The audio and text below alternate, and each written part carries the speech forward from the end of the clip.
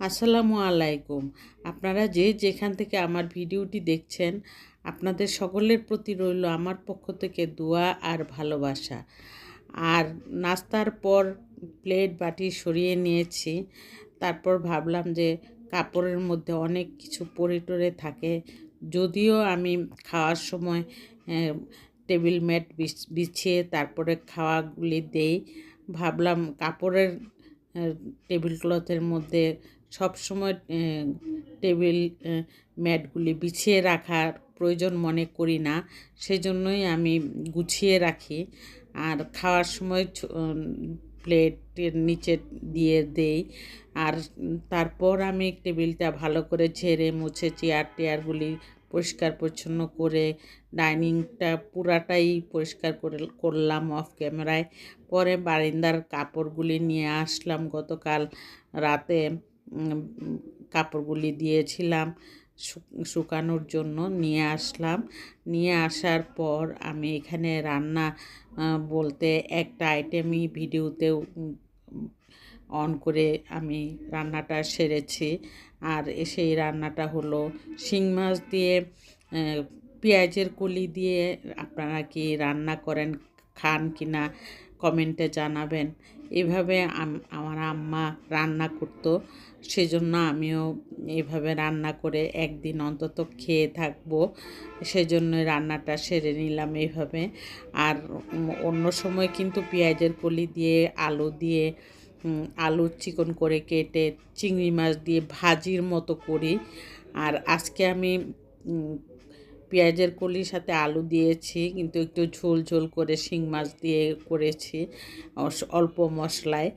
ভালোই লেগেছে, খারাপ লাগেনি, অনেক ভালো লেগেছে, খেয়েছি আমরা। আর ভাবলাম যে রান্নাটা আপনাদের সাথে একটু শেয়ার করি। প্রথমেই গতকালকে এনেছিল, সেই জন্য পেঁয়াজের কলিগুলি আমি 2 ভাগ করে ফ্রিজে পলিথিনে করে ঢুকিয়ে রেখেছিলাম, কারণ অনেক লম্বা লম্বা থাকে, ফ্রিজে ঢুকাতে গেলে সমস্যা হয়। আর সেজন্যই অর্ধেক করে আমি রেখেছিলাম। আর যেগুলি বাজে হয়ে গেছে সেগুলি ফেলে দিয়ে আমি কেটে ছোট ছোট করে পিস করে নিচ্ছি।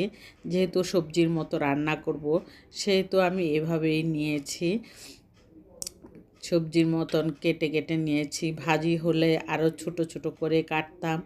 আর পেঁয়াজগুলিও আমি সব কেটে দিয়ে দিব, সেটা আমি বটি দিয়ে কাটবো, কারণ পেঁয়াজের কলি আমি অনেক কিছুই আমি বটি দিয়ে করি, আবার অনেক কিছুই চাকু দিয়েও করতে পারি। আর এখান দিয়ে শিং মাছগুলি আমি সুন্দর করে ধুয়ে হলুদ আর লবণ দিয়ে একটু ভেজে নিব ভালো করে, একটু মচমচা করে ভেজে নিলে ভালো লাগবে। সেই জন্য আমি উল্টে পাল্টে মাঝে মাঝে লেগে যাচ্ছে। ফ্রাই প্যানে, ননস্টিক ফ্রাই প্যান, তারপরেও কিন্তু অনেক সময় অনেক কিছু লেগে যায়। অনেকক্ষণ 2-1টা 3টা জিনিস রান্না করার পরে মনে হয় এখন ঠিক আছে। আর তারপর একটি সসপ্যান বসিয়ে দিলাম। আমার ভিডিওটা যদি আপনাদের কাছে একটু হলেও ভালো লেগে থাকে, এতক্ষণ কিছুই বলতে পারলাম না, ভাবলাম যে এখন একটু বলে দেই। একটা লাইক অবশ্যই দিয়ে দিবেন, আর সাবস্ক্রাইব করে অল বাটনে প্রেস করে রাখবেন। আর এখানে আমি হলুদের গুঁড়া আর মরিচের গুঁড়া আর লবণ দিয়ে আমি পেঁয়াজের কলিটা দিয়ে দিয়েছি। কোনো পানি এখন দিব না, কারণ পেঁয়াজের কলি থেকে কিন্তু অনেক পানি উঠে।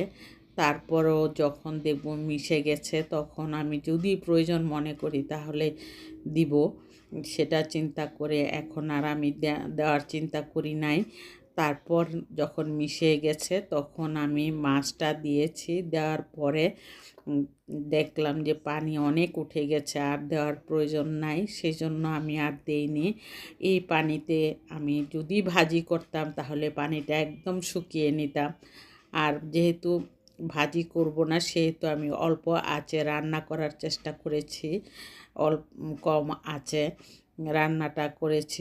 মাছটা যাতে সিদ্ধ হয়, কলিগুলি যাতে সিদ্ধ হয়, পেঁয়াজের সাথে যেগুলি থাকে সেগুলি তো একটু শক্ত থাকে, তখন এটা সিদ্ধ হতে একটু সময় লাগে। সেই জন্য আমি আস্তে আস্তে করে রান্নাটা শেষ করেছি। আর শেষ করার পরে দেখলাম লবণ একটু কম লেগেছে, তখন আবার একটু লবণও দিয়ে দিলাম। আর আজকের মতো আমি ভিডিওটা এখানেই শেষ করতে চাচ্ছি, কারণ ভিডিও বেশি লম্বা ভিডিও কেউ দেখতে চায় না, সেজন্য আমি ভিডিওটা শেষ করে দিব।